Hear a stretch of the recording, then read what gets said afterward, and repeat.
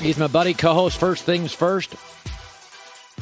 Weekdays, always something to say. Nick Wright now joining us live from New York. So this is a scary time in August. Injuries, everybody crosses their fingers. And then there's the Dolphins, who we find out were tampering for years with Sean Payton and Brady, and didn't land either. Only the Dolphins could tamper and not land anybody. Not much of a punishment to me, a couple of draft picks. What did you make of that story that dropped conveniently right after the Deshaun Watson news to kind of, dilute the waters on that? Well, first of all, I'm glad that the NFL confirmed that I wasn't a crazy person for considering, the multi-year tampering of the greatest player ever that seemed to result in the greatest player ever retiring just so he could then go join that team. They also thought this was pretty big news. They called it unprecedented in its scope and severity.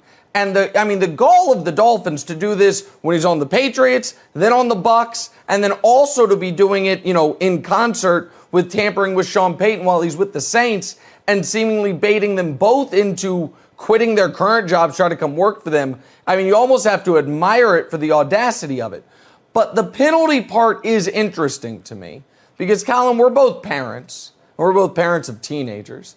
And if your teenager steals the car and wrecks it and lies to you and you call them in and you say, this is unprecedented how mad I am at you. The severity of this punishment, you're not going to be able to fathom.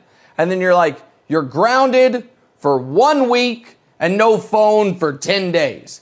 He might walk away from that thinking, oh, well, if that's the worst it's ever going to be, I'm not in that much trouble. So I do wonder if you're a different team across the league and you're like, okay, for tampering with Brady and Peyton and getting caught red-handed, the absolute limit of the punishment is a first and a third.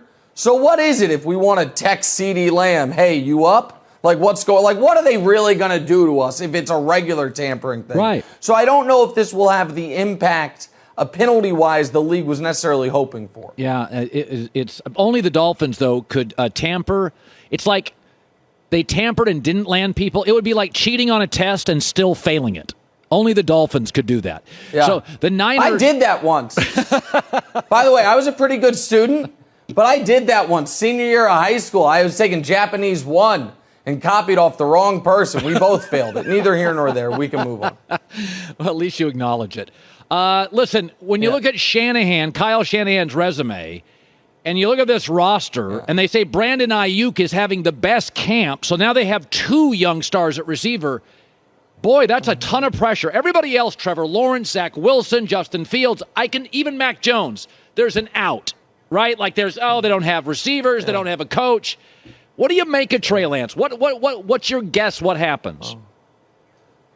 Think about how much pressure there's going to be on him when he's in the Super Bowl this year. Probably up against Patrick Mahomes. That's going to be a lot of pressure. I think the Niners are going to be the best team in the NFC. Wow. I think by the end of this season, the Niners will be better at quarterback than they were at the end of last season. Because the other interesting Niners news, and I know this is a very big Jimmy Garoppolo show. This show, for some reason, loves a lot of mediocre or worse quarterbacks. We can talk more of them later. But the whole league has had the opportunity to get Jimmy Garoppolo.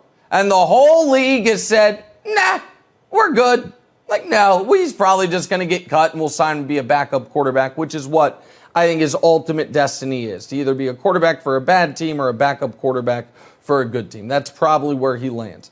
I think this offense, getting Debo signed is huge. I do like Ayuk. I love the offensive line. I love the defense is almost underrated at this point. Yeah. I think Shanahan's awesome. They'll deal with the loss of McDaniels to Miami. And throw this in, Colin.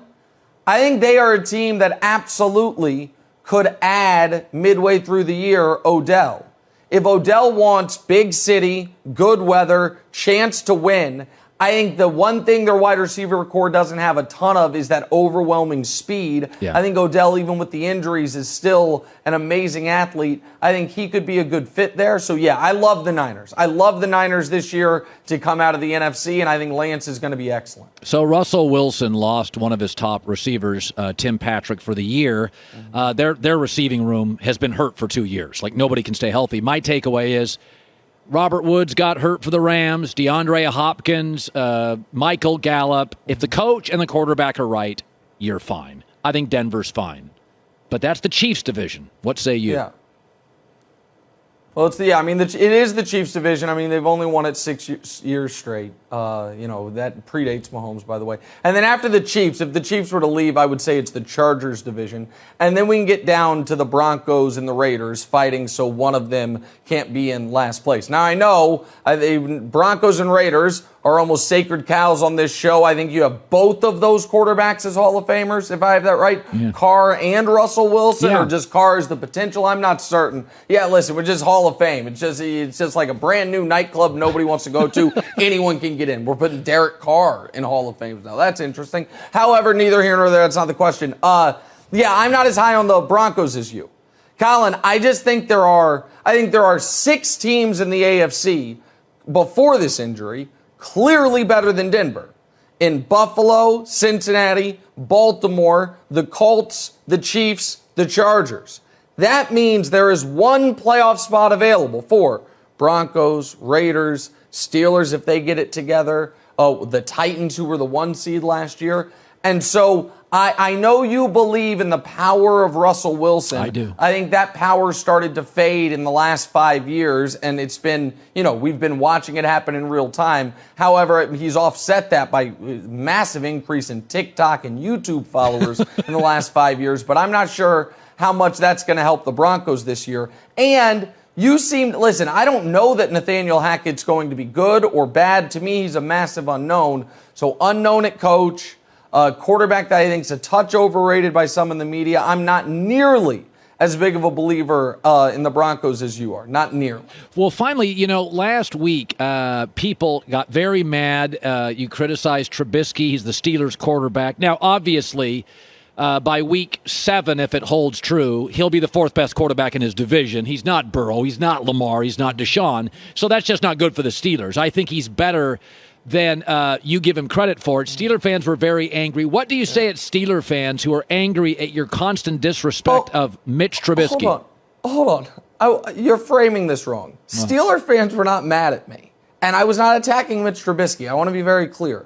I was attacking you because you presented Trubisky as like, oh, yeah, hey, you have Mitch Trubisky at quarterback. I mean, I think he was, made the playoffs with the Bears and made a Pro Bowl. And last year you were presenting the Mitch Trubisky case as if he's anything other than a mid-level backup. So I just would like to bring you this piece of information because I've got people all over the country. I've got Andrew Filipponi, great radio host on the ground in Pittsburgh, feeding me practice reports. And he texted me this morning from The Athletic. If you're gauging Mitch Trubisky's camp so far based on the 7 shots drill, then it's not been pretty.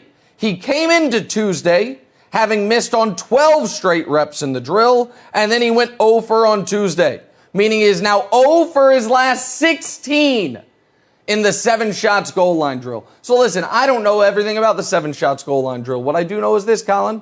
0 for 16 in training camp is not exactly how you win a job. So my guess is Kenny Pickett and his tiny hands are going to be the starting quarterback for the Pittsburgh Steelers, and they'll see if they can, they were a playoff team last year with what was left of Big Ben. I never doubt Mike Tomlin, but you guys were doing a lot of Mitch Trubisky propaganda on this show, and I just needed to, kind of bring some sanity to the discussion. Yeah. Well, Nick, it is a pleasure to see you again. We'll talk soon. You look fantastic. You really do. You've taken care of yourself. Hopefully you're off that smoking habit of yours, and you look fantastic. I'm doing my best, yeah. Just America, just keep in mind, I just want everyone to know, Nick, your pal Nick Wright is a big Patrick Mahomes, Justin Herbert guy. Colin Cowherd has decided to be a Russell Wilson, Mitch Trubisky guy with a little sprinkle of Jimmy G, dabbled on top. That's all. Just keep that in mind when we're getting to this football season. Hi, everybody. Thanks for watching. Subscribe here to get the latest from the show. Also, be sure to check out more of the best clips from The Herd or go watch a few segments from other shows on FS1.